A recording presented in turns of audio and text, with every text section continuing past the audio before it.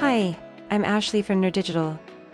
In this video, we are going to show you how to import products in the e-commerce section in nerDigital Chatbot Marketing. This feature saves you a lot of time in creating products on your account by importing products from a CSV file in a few clicks. First, you need to input your products in a CSV file. Get a template file to import your products by clicking on Import Products. Let me show you how.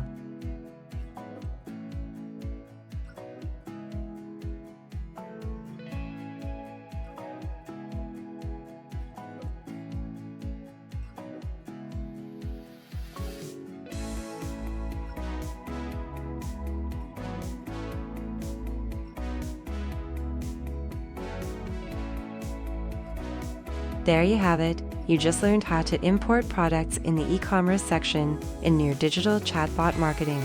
See you in the next video. Thank you for watching this video. Don't forget to subscribe and make sure to press the bell icon to get notifications when we upload a new video.